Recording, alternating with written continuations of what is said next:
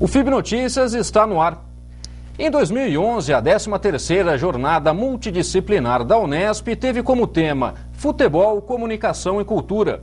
O evento aconteceu entre os dias 10 e 12 de maio e teve a realização de mesas redondas, espaços para apresentações de trabalhos e também conferências. A primeira mesa redonda do evento reuniu os profissionais José Geraldo Couto e Sérgio Riso, que debateram futebol e cultura. Agora vamos falar com José Geraldo Couto, ele que é jornalista, por mais de 15 anos teve uma coluna sobre futebol na Folha de São Paulo, também lançou um livro, Futebol Brasileiro Hoje. É sobre isso que a gente vai conversar. Bom, primeiramente, José Geraldo, obrigado pela sua participação aqui no nosso programa. E esse livro, a gente está aqui num evento sobre futebol, comunicação e cultura aqui na Unesp. Bom, o futebol brasileiro hoje, o quanto disso está na cultura do brasileiro, como que o brasileiro recebe futebol como um instrumento cultural? Olha, o livro parte da constatação de que o futebol está entranhado na cultura brasileira em vários aspectos, né? No dia a dia do brasileiro, o futebol faz parte do dia a dia do brasileiro, mesmo daqueles brasileiros que não acompanham, que não torcem por algum clube, que não têm um interesse específico no assunto. Mesmo assim, esses brasileiros todos estão contaminados, digamos, entre aspas, pelo futebol, né? Na linguagem do dia a dia, no tipo de inserção que o futebol tem na vida cotidiana das pessoas. É difícil imaginar até o Brasil, a sociedade brasileira, a vida dos brasileiros sem o futebol, né? A gente vê até na linguagem que a gente usa cotidianamente, né? Fulano me botou para escanteio, o cicrano está para perder o emprego, a gente fala que está na marca do pênalti, ou que não sei quem chegou aos 45 do segundo tempo. Quer dizer, a gente tem a tendência a usar até a própria linguagem, até o próprio vocabulário, o próprio linguajar do futebol no nosso dia a dia, né? Sem perceber, então, o futebol faz parte. E aí, claro, a gente pode falar da presença dele na literatura, no cinema, na música, né? Mas, independentemente disso, da presença do futebol na alta cultura ou na cultura considerada como artes e ciências e tal, o futebol faz parte da vida do brasileiro, né? Em todos os sentidos. Bom, dá pra gente dizer que então que o brasileiro prefere assistir uma partida de futebol do que ler um bom livro, mesmo que seja sobre futebol. A maioria dos brasileiros, sim, né? A maioria dos brasileiros, obviamente, já assistiu partidas de futebol e a maioria talvez não tenha lido um livro ou tenha lido poucos livros, né? Mas o que eu acho mais interessante é apostar que essas duas coisas não são incompatíveis, né? Que os brasileiros podem ler muitos livros e assistir muitos jogos de futebol.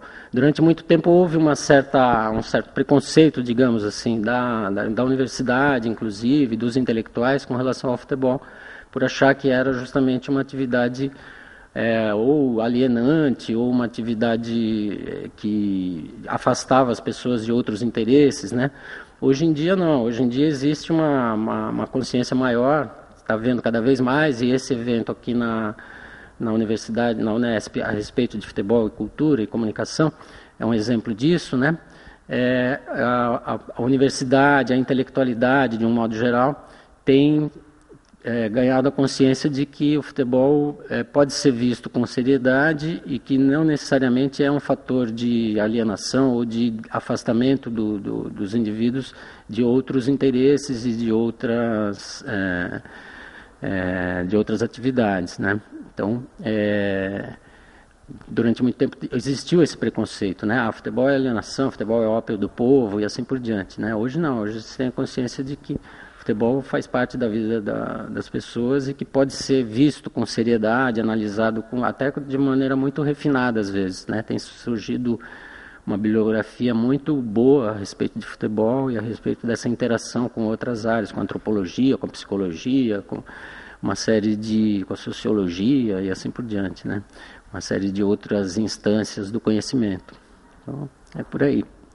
Bom, o futebol enquanto produto cultural, a gente pode dizer que ele tem uma grande aceitação em todas as classes sociais, sexos, credos. O que cresceu muito nos últimos anos, nas últimas décadas, foi isso, né? Um mercado voltado ou alimentado pelo futebol, pela paixão pelo futebol, né? Então existe toda uma gama de produtos, desde vestuário até produtos diretamente esportivos, de tênis, chuteira, bolas e tal, e games e uma série de coisas, né? Uma série de produtos e de bens vinculados à paixão pelo futebol, ao marketing esportivo, né? Essa área de marketing esportivo cresceu muito, né?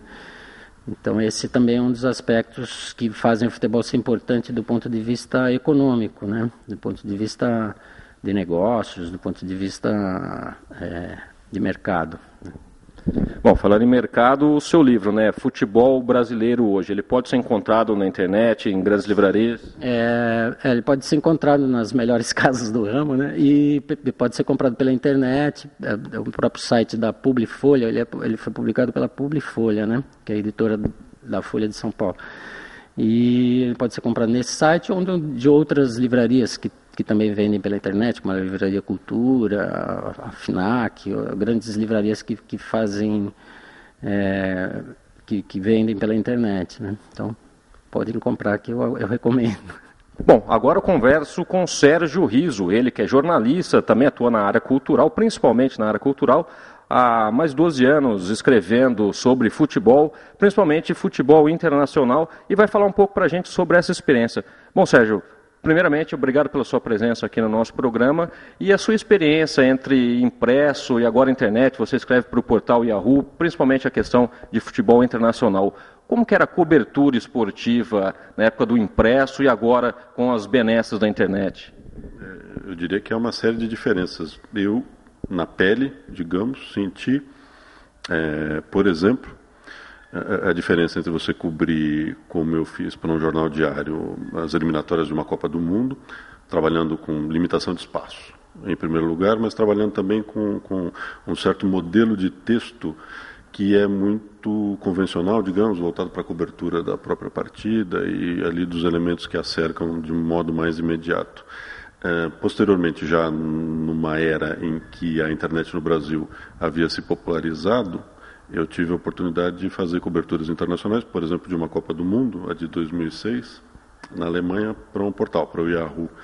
E não é que mudou só a questão relativa a espaço, não é que mudou só a questão relativa a tempo, no sentido de que você está cobrindo as coisas e falando a respeito delas no momento quase que aquele em que as coisas estão acontecendo, mas é que há uma mudança abrupta também no registro da cobertura. Né? Uma experiência muito prazerosa que eu tive nessa ocasião, em 2006, foi a de produzir um blog em paralelo à cobertura, digamos, mais convencional das partidas, do futebol, da competição propriamente dita. Um blog que tinha pauta livre e que me levou a falar muito a respeito da Alemanha naquele momento, muito peculiar na história do país, em que os próprios cidadãos alemãos sentiram a vontade para demonstrar outra vez um espírito, um orgulho nacional que, por razões históricas, gerava lá uma espécie de tabu. A festa, a congregação, a comunhão, acho que é uma palavra mais feliz para expressar o que significou o fluxo de torcedores de diversos países naquele momento na Alemanha, enfim, foi fazer cultura em paralelo, nos velhos tempos do jornalismo, principalmente do impresso. Não caberia fazer isso no mesmo espaço, pelo menos, porque a cobertura de um grande evento esportivo era algo que pertencia à editoria de esporte e cobertura de aspectos culturais é algo que pertencia às editorias de artes e variedades. Eu tive, e vários colegas, acho, têm caminhado por essa mesma trilha, a experiência de combinar as duas coisas, o que não parece representar nada extraordinário, ao contrário, né? Justamente a pauta aqui do encontro que nos trouxe ao Unesp é essa aproximação entre futebol, Comunicação e cultura, faz tudo parte, no fundo, do mesmo pacote. Bom, hoje em dia a gente vê que a maioria dos comentaristas esportivos também mantém os seus blogs fora do trabalho convencional, seja ele no rádio, na televisão, no impresso.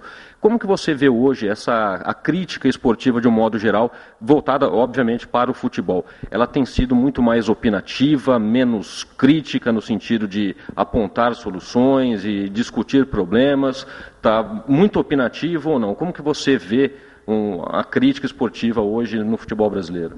Eu quero tomar cuidado para não fazer nenhuma espécie de generalização, porque há muitos cronistas e cronistas, né, atuando na internet, muitos profissionais das outras mídias agora ocupando também um espaço ali em forma de blog, por exemplo. A impressão que eu tenho como leitor, e que vai até o meu limite, né, minha capacidade de leitura, portanto estamos falando de uma amostragem muito pequena, é de que, em primeiro lugar, você cria para o leitor, para o ouvinte, para o telespectador, uma oportunidade de conhecer melhor aquele profissional que, para ele, era até então limitado a uma certa participação, por exemplo, lá no programa esportivo de domingo à noite ou na cobertura das próprias partidas. No blog, o público tem a oportunidade de avaliar. Até de interagir mais através dos comentários e sugestões. Exatamente. Ultrapassado esse primeiro ponto de conhecimento, né, você poder conhecer melhor o profissional, um segundo momento, evidentemente, é o da interação, é o do diálogo, e aí eu noto que alguns colegas conseguem fazê-lo de maneira muito satisfatória, outros talvez tenham alguma dificuldade. E eu faria também uma terceira observação, mas repito, baseada aí na minha capacidade de leitura desse material todo, que é de registrar que muitos colegas têm facilidade para lidar nesse ambiente com informações de caráter complementar. Então, o material que eles fazem, por exemplo, o blog que produzem, complementa a atividade deles no jornal, na revista, no rádio, na TV, enquanto outros colegas, no fundo, pisam sobre o mesmo terreno, repetem as mesmas informações. E eu acho que, com o tempo, todo mundo encontra ali o ajuste mais fino, né? Quer dizer, o que é que cabe em cada meio, o que é que funciona melhor em cada mídia. Bom, para finalizar sua participação aqui, fazer uma pergunta bem genérica, bem pessoal. A gente sabe que tem a cultura do futebol, a cultura do torcedor, mas também a gente tem a cultura empresarial no futebol brasileiro. E recentemente a gente viu o racha aí entre o Clube dos 13, a CBF, os direitos de transmissão das partidas. Como que você analisa isso, pensando para o torcedor que enxerga essas brigas, essas indefinições e que no fundo movimentam um dinheiro que nunca vai parar na mão do torcedor? Não. Decididamente não, ao contrário, né? Esse dinheiro é subtraído do bolso do torcedor, muitas vezes sem que ele perceba. Eu lembraria que os custos pagos pelas emissoras de televisão que transmitem eventos esportivos, eles vêm da publicidade. E muita gente considera, então, que eles, para o espectador, sobretudo se transmitidos esses eventos por canais abertos de televisão, eles não custam nada. Mas eles custam, porque o preço da publicidade está embutido no preço dos produtos, né? No preço ao consumidor. Então, quem paga essa conta, no fim, mesmo que o sujeito fique o tempo todo sentado lá no sofá assistindo a uma transmissão esportiva por um canal aberto, no fundo, quem paga o preço é ele também, né? Eu acho, como alguém que acompanha desde muito cedo o futebol no Brasil, que a transparência está muito longe ainda do desejável, do minimamente desejável. Eu sou também sócio de um clube, por exemplo, e de um clube que atua no futebol profissional, Palmeiras. E lá dentro eu percebo que não há nenhuma espécie de cuidado em relação a uma gestão transparente, nem mesmo quando recentemente se esperava da gestão anterior que o fizesse, porque havia ali na diretoria do clube, por 2 anos ao menos, pessoas que chegaram ao poder com base em críticas feitas às gestões anteriores. E entre essas críticas, a crítica à falta de transparência na gestão. Mas embora houvesse muita esperança, não vi nada de muito novo. E olhando para os outros clubes todos, eu percebo, com uma ou outra exceção, que a situação se repete. E não me parece que ninguém leve vantagem nisso, individualmente, digamos, os torcedores, mas no coletivo a sociedade brasileira. Bom, então no coletivo, o futebol show brasileiro está longe de ser um espetáculo europeu. Eu acho que do ponto de vista do negócio, muito longe. Agora, hoje eu lamento também que dentro de campo esteja muito longe. Hoje eu lamento que eu tenha muito mais prazer estético, digamos, olhando para uma partida, quando assisto uma transmissão de um bom campeonato europeu, também não é de qualquer um. Isso não vale, por exemplo, o campeonato holandês, que tem partidas horrorosas e times muito fracos. Mas, evidentemente, que eu tenho maior prazer vendo uma partida do campeonato inglês ou uma do campeonato espanhol, de que participem o Barcelona ou o Real Madrid, do que assistindo jogos no Brasil. Porque acho que temos um problema aí de qualidade técnica que é explicado por diversos motivos, entre eles a saída muito precoce de jogadores do país.